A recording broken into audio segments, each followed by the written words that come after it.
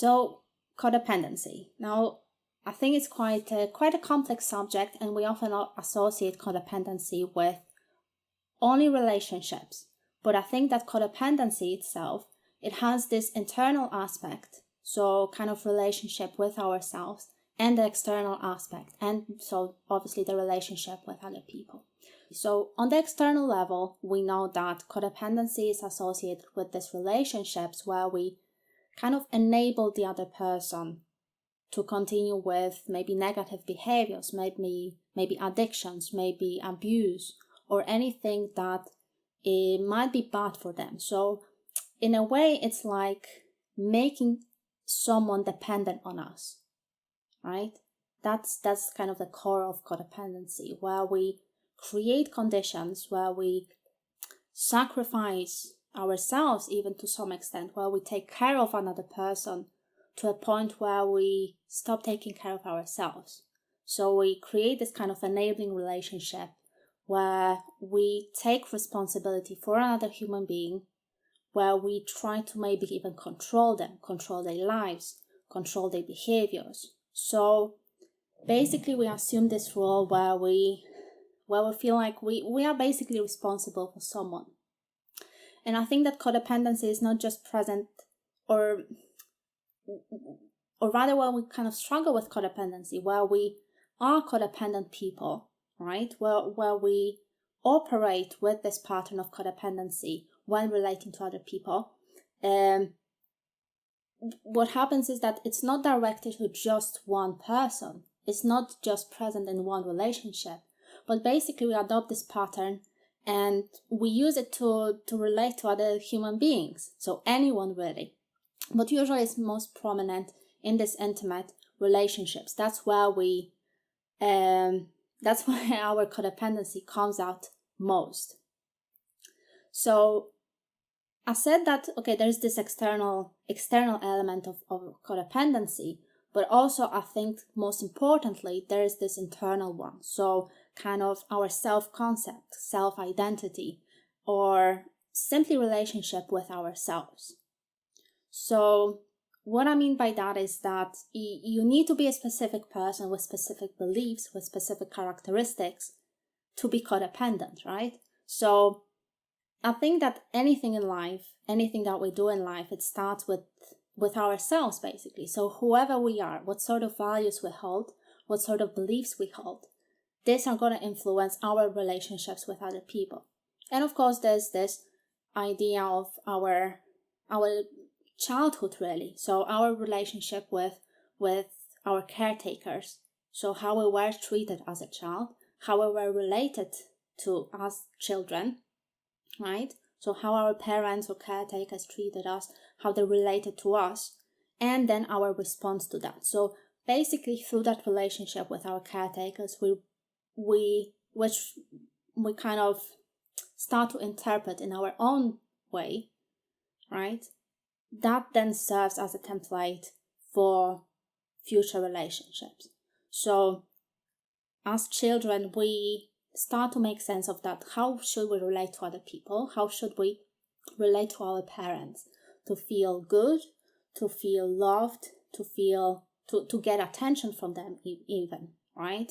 So, and obviously, doing all that things, responding to our parents, trying to get our needs met will then influence how we relate to other people. So in most cases, this relationship with our parents, mothers especially, will be like a template for future relationships. So however we've been relating to our mothers, that mothers especially, because mother is the closest person in your life, whatever that relationship was like, whatever conclusions you drew from that relationship, so what sort of person you are, what you should be doing, how you should be treating other people, you're going to take it and then apply it in future relationships, especially romantic ones. Symptoms of codependency include things like, as I was saying before, sacrificing yourself to some extent, or doing things for other people to an extent where you're losing something, right? So it's not like you want to help other people, or it's not like you want to do something for other people, but it's more like taking responsibility for another person. So it's going kind of into extremes of helping another human being. It's not like you just helping someone because you see them struggling or something like that, but it's more like taking responsibility for their actions, saying that if you don't rescue them, if you don't help them, it's going to affect you on some level. So it's actually codependency. It's not so much about other people. We make it about other people. We feel that, okay, we have to rescue them, or we are responsible for them. But actually codependency, it's not so much about other people, but it's more about ourselves. So there is this aspect of codependency where we either go into completely, into complete extreme of helping other people, rescuing them, sacrificing ourselves. But then we might start realizing that, oh man, I'm actually losing something. There's something missing. I shouldn't be doing that. That person doesn't care about me as much, right? Other people don't care about me as much as I care about them. So what's the point, right? So we might then move to this other extreme of so-called counter codependency, where we fight our urge to help other people and where we rebel against this idea of codependency. So we might kind of oscillate between these two poles. So very often codependents can have this idea that if they take care of other people, these people are going to take care of themselves. So if I'm going to help someone, I expect that they're going to help me back. If I'm going to take care of their needs, I expect they're going to take care of mine. But it's rarely the case, right? It's rarely the case. That's why it's a problem, because we have this kind of expectations of others taking care of ourselves in a way.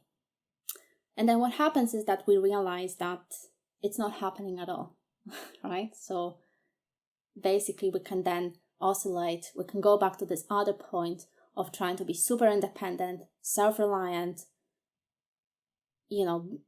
avoiding asking for help from other people, avoiding, being in any way dependent on others, right? Because the moment we do it, it kind of triggers this fear that we're going to lose ourselves, that we're going to lose our resources, lose our energy.